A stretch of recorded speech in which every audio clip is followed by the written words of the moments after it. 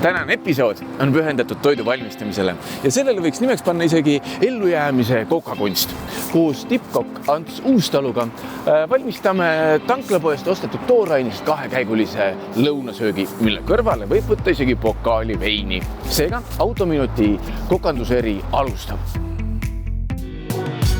Autominutid toob teieni Alexela.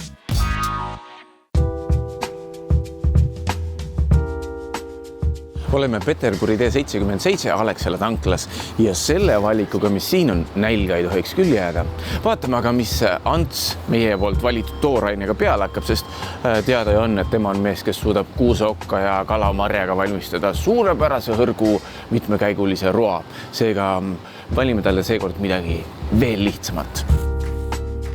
Antsu juurde minek võrdub ühe pisikese väljasõiduga loodusesse, mis tähendab seda, et tee peale tasub võtta ka üks kohvi.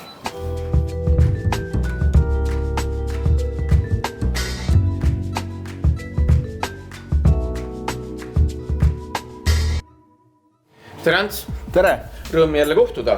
Sel korral on meie kohtumine võib-olla natukene töisem ja natukene fantaasia rohkem kui eelmisel korral. Nii. Sest et tead, praegusel ajal inimesed väga palju veedavad aega köögis.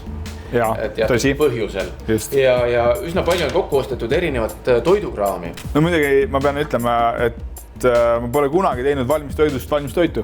Koka siin teha tegelikult toorainest head toitu. Aga ma saan aru, et siin on kõik valmistoit või ma vaatan? No vaata, see on sul väike üllatus, komplekteeri kokku ja ütle, mitu käiku sa meile pakkuda saad. Asi on väga lihtne. Kõik, mis on magus, läheb magustoitu, siis on midagi kerget, läheb eelroaks ja ülejäänud läheb siis pearoaks. Kuna meil on kevad, meil on naati, oled näinud naati, väikest naati, sellist mõnusat. Juba tõesti on nina välja torga. Seda on natuke vähe, aga nii kaua kui mina toimetan nende asjadega siin köögis, äkki lähed õues korjad naati mulle juurde? Võin korjata, kui sa mulle suuna kätte annad. Piisas vaid mõnest minutist, kui Antsul tekkis visioon ja 3 rooga hakkasid kiirelt valmima. Eelroa koostisosi oli ainult 4. Esmalt tuli tükeldada krabipulgad, lõigata sprotid väiksemaks ning segada 2 komponenti omavahel kokku. Maitsestamiseks kasutas Ants vaid soola, sest sprottide enda õli on väga maitserikas.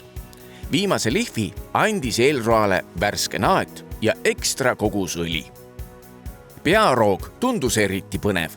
Alexelast kaasa toodud õllesigarid muutusid söödavateks grillimisvarrasteks. Väikesed porgandid tuli koorida ja panna keema koos soodavee, soola ja võiga. Meile suureks üllatuseks valmis pearoa kaste komponendist, mille peale tuleksid vaid vähesed. Iseenesest on see borsisupi kaste päris mõistlik, sest siin on natukene tomatit sees ja igasugune sardell on tomatiga väga hea sõber.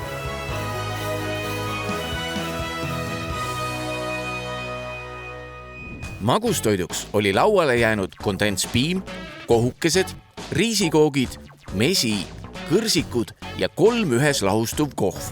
Kohukeste glasuur tuli eemaldada ja panna potis koos mee ja lahustuva kohviga kuumenema. Riisikoogid said peale kohukeste ja kondentspiima seguse katte ning kõrsikupuruga paneeritud küljed. Improviseeritud koogi peale läks kuum glasuur ja kõige tipuks veel põletatud soolakaramell koos marjatolmuga. 2 viimast leidsime Antsu sahvrivarudest.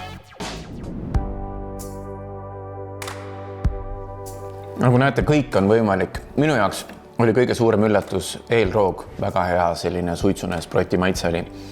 Pearoog, tõeline poissmehe unistus. Maitse poolest suurepärane. Ma ei ole ise varem selle peal tundnud, et Boršis saaks teha sellist head püreekastet. Ja muidugi dessert. Siin on väga palju erinevaid maitseid, mis mängivad. Nii et iga suutäis on selles desserdi puhul avastamist rohkem. Minu arust on suurepärane valik ja ideid on isegi tanklakaupluses. Oi kui palju. Selline oligi Autominutite kokanduse erisaade.